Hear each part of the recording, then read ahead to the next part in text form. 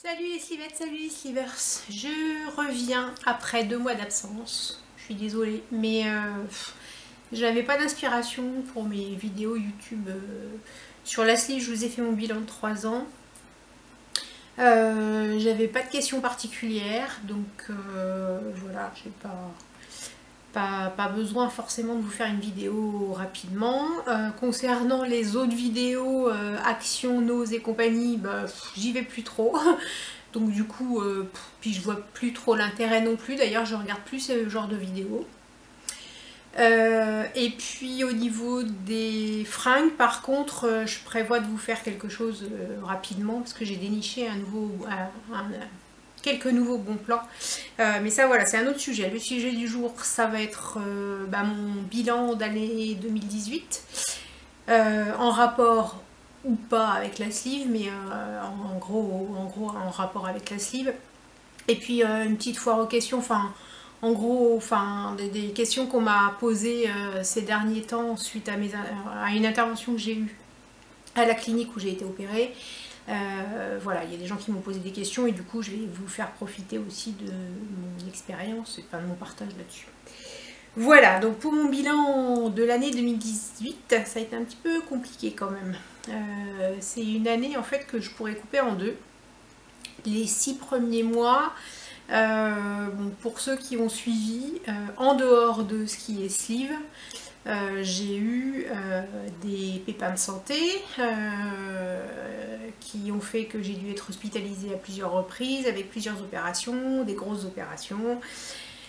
Voilà, donc la dernière intervention que j'ai eue, c'était début juillet, sous anesthésie générale. Quoi vous dire, les conséquences, les conséquences de ce qui s'est passé sur moi. Alors physiquement déjà j'ai reperdu, parce que j'étais en phase de stabilisation en fait avant ces interventions. J'étais à entre 72 et 75 kg, ça oscillait, sachant que 75 kg c'est parce que j'avais mes fibromes qui prenaient beaucoup de place et qui étaient énormes, et du coup ça m'avait fait, comme ils ont grossi très très vite, ça m'avait fait prendre du poids. Mais en gros j'étais à 72 kg. J'étais en phase de stabilisation parce qu'avec ma diététicienne on avait dit 70 kg, donc à 2 kg près on y était, et donc j'étais en stabilisation depuis presque 1 an déjà. Et puis j'ai reperdu suite à toutes les interventions que j'ai eues, donc j'ai reperdu 8 kg, puisque là je suis à 64 kg, et donc je suis en dessous du poids qu'on avait fixé avec mon chirurgien pour la sleeve, qui était de 65 kg. Donc je suis plus à 72 kg, j'étais en surpoids modéré. Là je suis plus du tout en surpoids, je suis en IMC normal, mais bon, on s'en fout un peu de l'IMC, le principal c'est de se sentir bien. J'ai dû arrêter donc le sport pendant cette période, ça a été une grosse frustration. Alors pour ceux qui vont se faire opérer, n'hésitez pas à vous trouver une salle de sport, un coach, quelqu'un de sympa, un voisin, une copine, quelqu'un qui vient avec vous au sport et qui vous entraîne un peu. C'est super important pour le corps et pour la tête, je m'en suis aperçue, puisque au bout de 5 mois d'intervention et puis d'inquiétude et puis de peur de la mort, et voilà, j'ai pété un peu un câble et je suis partie en dépression. Donc ça s'est pas forcément vu sur mes vidéos. Mais voilà, je suis traitée pour de la dépression depuis mai. Donc je suis traitée au niveau médicamenteux et je suis aussi suivie. Alors, je ne suis pas suivie, c'est moi qui ai fait la démarche d'aller voir un hypnothérapeute, je vous en avais parlé aussi. Une hypnothérapeute qui m'a fait énormément de bien parce qu'elle m'a déverrouillé quand même pas mal de blocages que j'avais. Entre autres, en partie, ma peur de l'eau. Alors j'ai toujours un peu peur de l'eau, mais j'ai pu vivre un truc que j'aurais jamais cru vivre un jour, c'est-à-dire que cet été j'ai fait du jet ski alors que jamais j'aurais cru monter sur un jet ski un jour, puisque je montais même pas sur un bateau parce que je sais pas comment ça flotte, enfin je maîtrise pas le truc. Donc je suis montée sur un jet, je l'ai piloté, je me suis amusée, j'ai pas eu peur, voilà, donc ça c'est un des premiers effets de l'hypnothérapie.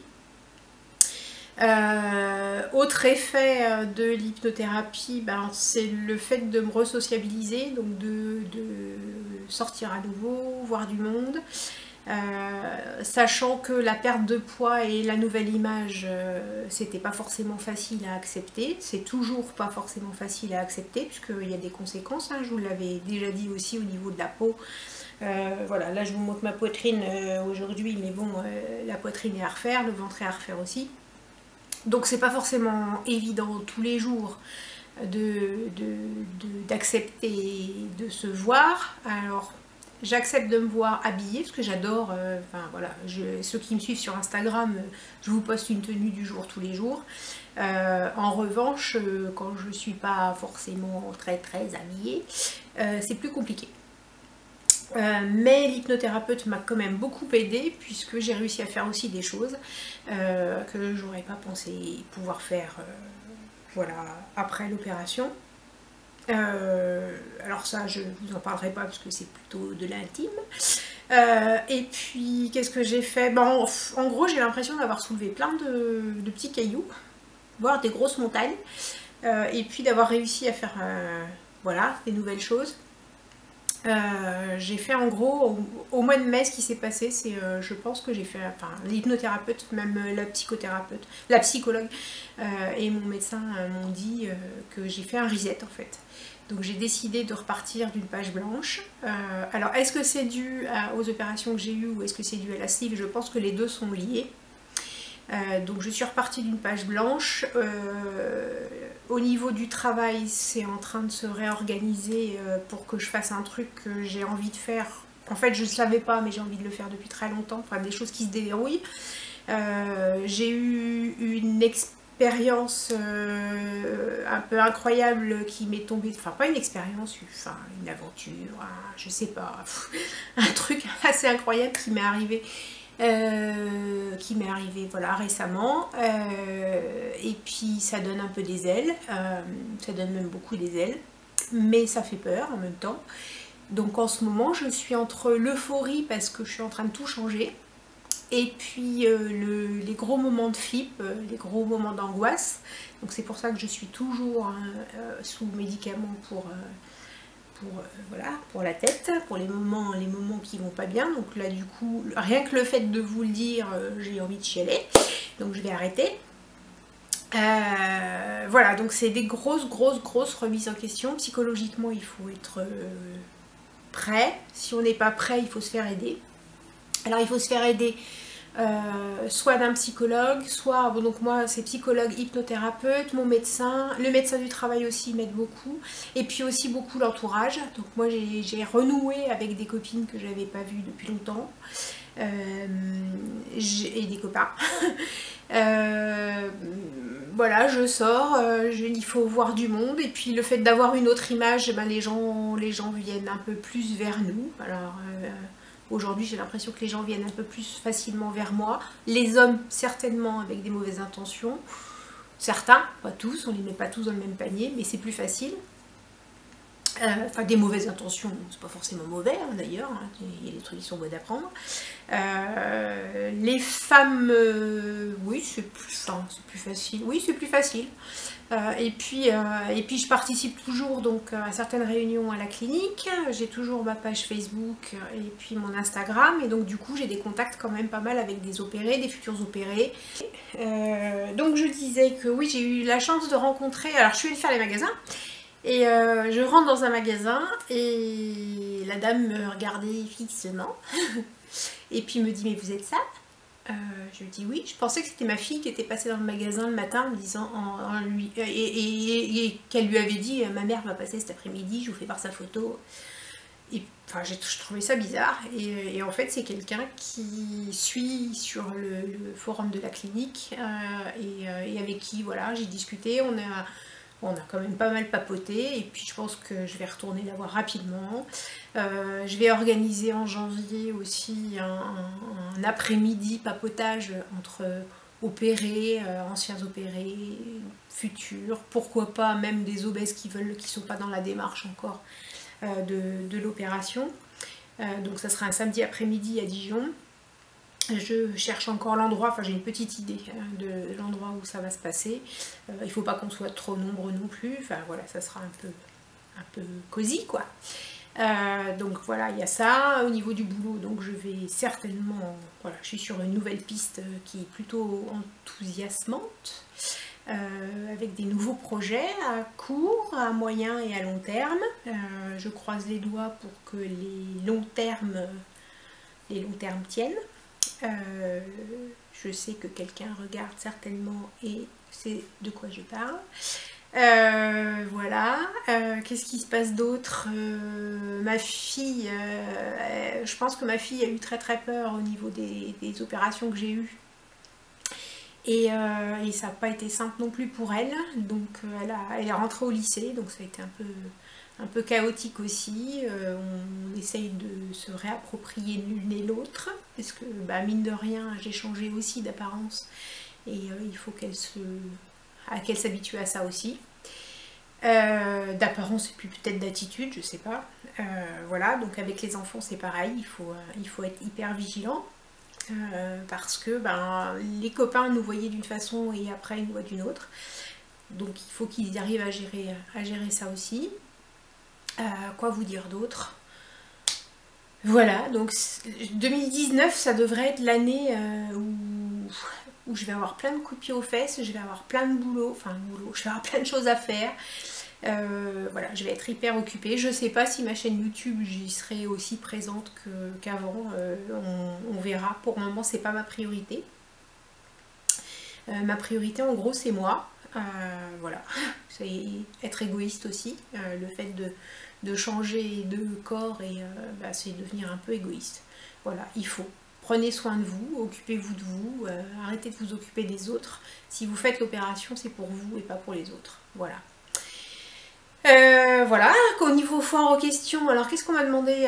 On m'a demandé des petites astuces pour après l'opération. Alors après l'opération, les petites astuces, ben, en fait on s'habitue les uns et les autres au fur et à mesure. La première astuce, moi, que je donnerais, ça serait de faire attention à bien poser la fourchette entre deux bouchées, parce que bah, c'est pas évident, on a des vieilles habitudes où on mange vite, qu'il faut bien poser sa fourchette. Les astuces, mais c'est pas une astuce, c'est une recommandation, et c'est une recommandation forte, c'est toujours, je l'ai déjà dit 20 fois, mais c'est bien de faire son suivi, d'être bien accompagné par l'équipe médicale, de ne pas hésiter à les solliciter pour la moindre question, de ne pas hésiter à aller les voir, à aller consulter aussi dès que vous avez un doute, dès que vous voyez que vous allez reprendre du poids ou que vous n'êtes pas bien, que vous avez à nouveau des fringales, des envies. L'équipe médicale elle est là pour ça, les diététiciennes en général sont là pour ça, les psychologues sont là pour ça aussi, pourquoi pas le chirurgien aussi. Voilà, donc ça c'est pas une astuce, mais c'est un prérequis. Autre chose, bah, dès que vous commencez à perdre du poids et à vous sentir bien, mettez-vous au sport. Il n'y a rien de mieux. Enfin, c'est con parce que pendant 45 ans, je me suis dit jamais je ferai de sport. Et puis là, je vous dis, il faut y aller. Mais bon, il faut y aller, ouais, parce que ça fait du bien à la tête et au corps. Voilà, un peu partout. Voilà, c'est mes astuces principales. Il n'y a pas de secret. Il ne faut pas le faire en croyant que c'est une solution miracle, ça c'est pareil, je l'ai déjà dit 20 fois. Il faut faire des efforts, c'est des efforts au quotidien, il y a des incidences sur la vie sentimentale, il y a des incidences sur la vie professionnelle, sur la vie familiale, sur le psychologique, voilà, sur le porte-monnaie aussi, parce que ben, quand si vous êtes, alors les hommes peut-être moins, enfin quoique je sais pas, les hommes ils aiment bien aussi s'acheter des fringues, mais bon, le budget est pas neutre, surtout le mien, c'est affreux. Voilà, enfin en gros voilà mon gros bilan de 2018, et puis voilà, si vous avez des questions, commentaires, petit pouce, machin truc, et puis je vous dis à bientôt, parce que oui, je vais vous faire une petite vidéo de quelques petits trucs que j'ai découverts, et je vous dis à plus dans le bus ou dans l'avion pour d'autres.